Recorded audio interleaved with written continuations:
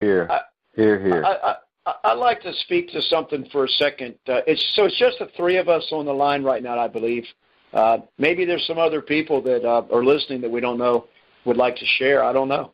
I'm here, Steve. Good morning. Good morning, Lefort, Fabio. Good morning, John. Good morning, John. How are you? Doing great. Actually, really nice what is happening. You can see the awareness, the raising of awareness. I want to share an aha moment that I had this past week with the lesson of Fabio and Misael. The seven level, the seven stage that you have of any thoughts, starting with shame and guilt. A friend called me asking for advice. She was in a really tough situation, and I didn't know what to say. I was just listening to her, and after I talked to her, I put her situation on those 6 levels. So shame and guilt is basically when you're reacting. I mean, everybody reacts, but sometimes we have the time to think, and instead of reacting, we respond. But it's shame or guilt. Then is the fear of your actions or your results. And then is the anger, and the anger is not towards the other people. Sometimes the anger is towards you. And I think that's where the forgiveness comes in place. If you're not able to forgive yourself, you won't be able to forgive others. Then comes the willingness and accepting the situation. And through this module of awareness, I think my aha moment is that if you accept, if you are able to unmask what's going on, then you're going to be able to change the situation. If you don't realize what's happening, then nothing is going to change. Then you have the love and joy. It's when you start appreciating the changes, the situation, maybe your failures that are taking you to success, and then you're at peace with you. And when you're at peace with you and everything around you, I think it's that the best way to manifest that is through self actualization. So that's the whole process of step by step of any situation. Any situation, if you put through those steps, I think that is going to be easy to overcome. And that's what happened last week with my friend.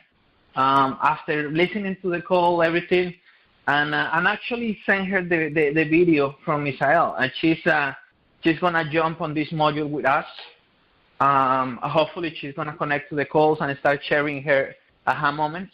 But it's so many things happening around us that sometimes it happens so fast that we don't stop and appreciate the changes. Stop and smell the roses.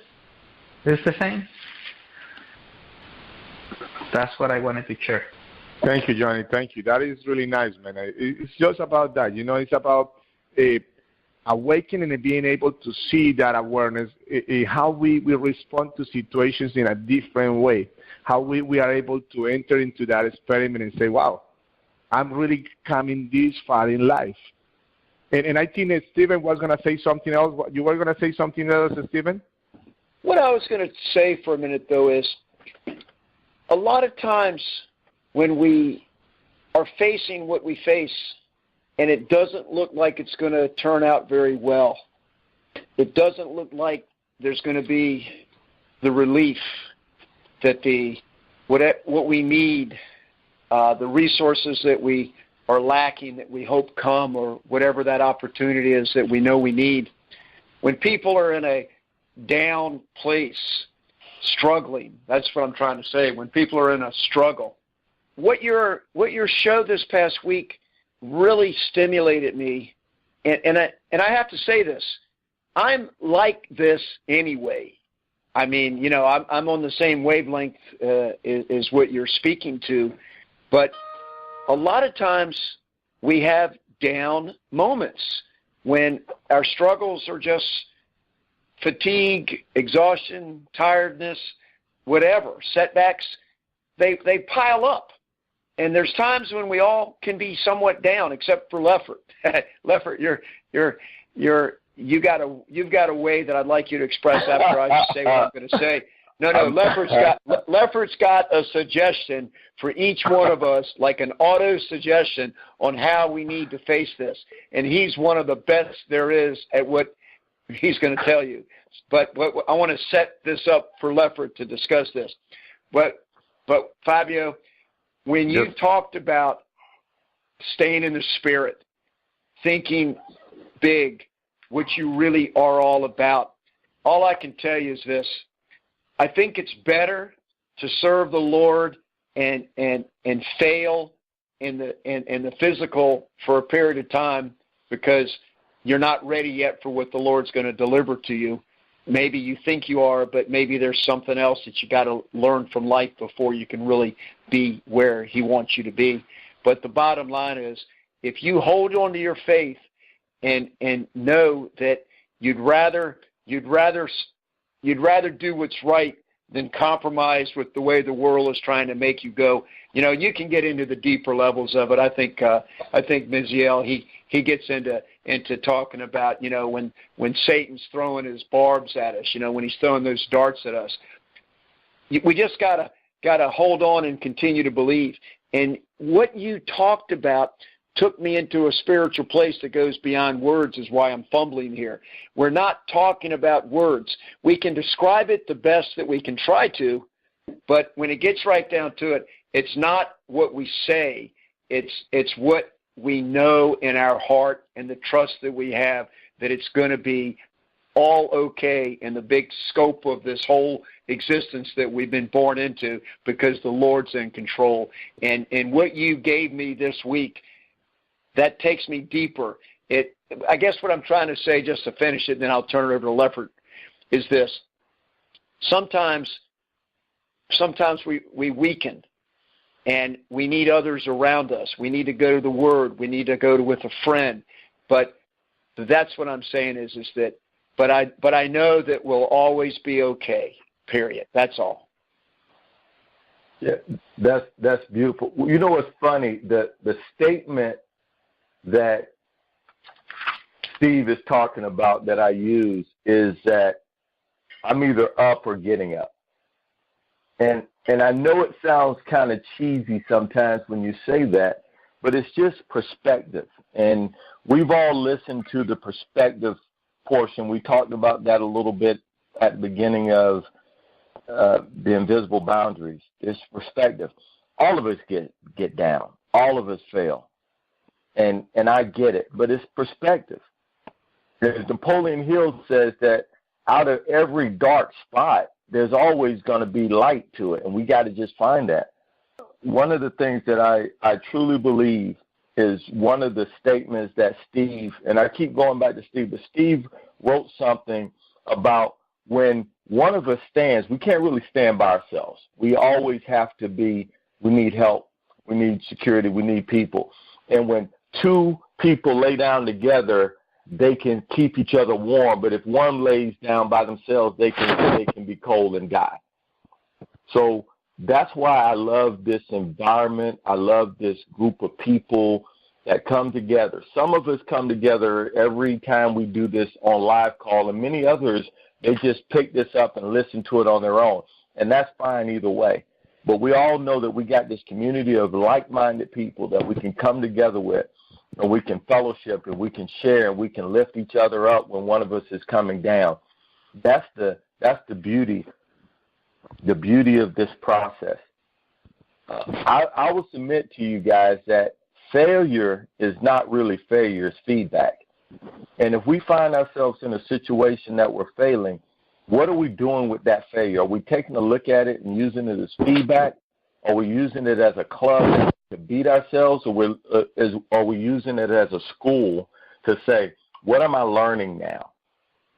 Because if we're going through something, we're going through something for a reason. If I'm in a fight, I'm not going to mess with the easiest guy to knock over. Just not going to mess with him, because that's just a waste of time. Go for the biggest, baddest thing. So if you're coming up against conflict and and pressure and stuff's coming at you, that's because you're walking into some big stuff. And that's where our true growth comes from. That's how I think we actually grow and become better and become self-actualized. Because in my favorite book, it said, the battle is already won. I've read the end of the book, Steve. I've read the end of the book. We win. All this other stuff is just going through, and we're growing through. That makes sense? Yeah. Hey, does anybody else want to respond to Leffert? But let me do this for you first. Ecclesiastes 4:9-12. This is what Leffert said. I wrote it in my thank you to John for how beautiful he was in his reception of me after Leffert introduced me. 2 are better than 1 because they have a good reward for their toil. For if they fall, one will lift up his fellow. But woe to him who is alone when he falls and has not another to lift him up. Again, if 2 lie together, they keep warm. But how can one keep warm alone? And though a man might prevail against one who is alone, 2 will withstand him. A threefold cord is not quickly broken. That is really nice. And Leffert says something really, really important that really catch my attention right now. And it's if we're gonna mess around with someone, I'm better sure that I mess around with the biggest guy in town, right? And it's just that simple. It's just that it's the same way of putting a big dream in our life. What is the point of dreaming if we're not gonna dream of something amazing, something that looks impossible but eventually will turn out into a possible dream? Because it's all about that. It's being aware that we have been gifted with everything that is necessary to make that dream come true.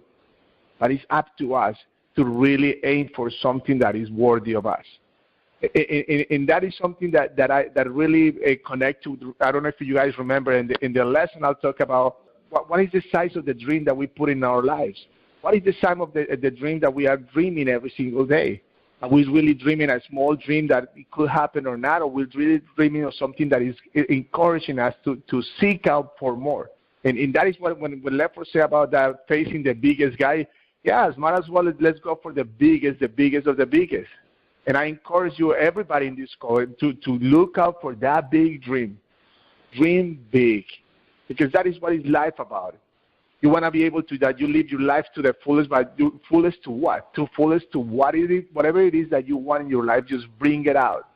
Bring the biggest thing that you can imagine. Don't worry about how. The how will happen eventually, but just make sure that you have that perspective, that direction to where you are heading. Stephen just said about he has no idea how he was going to make this happen, but now he's looking into the possibility that his podcast is going to be broadcast all around the country. It's supernatural, and it doesn't happen overnight. It doesn't happen all at one time. It happens over a lifetime, but that's what's so important, why we need to be on the right course, why we need to get our guidance, to get our marching orders from the true source, the Lord. Wow, that was something. That's about the 5th time I've listened to it, and I could listen to it probably another 15. I love listening to things that inspire me and motivate me and get me to take action. How'd you enjoy it this time, John? I mean, it's your show, but how did you enjoy listening to it again? Well, every time that I go on the recording, I pick up some more awareness, something new.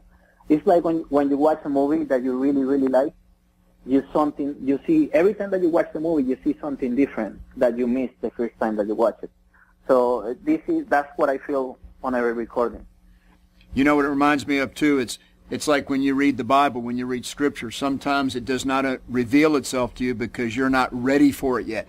But when you finally go through life's experiences and get closer to the Lord, you read the same Scripture that you've read 30 other times, but this time it resonates with you. You understand it. So, let me just tell you, one of the things that I thought was just absolutely powerful was when Fabio started talking about don't think small, think big, and stay in the Spirit and go for dreams. And he gave that light bulb analogy of that's not the source. That's just the thing that you see, but the source is behind it. It's an infinite source. It's fully powerful. I just love that. Did you have any parts of the show that you listened to this time that really stand out for you?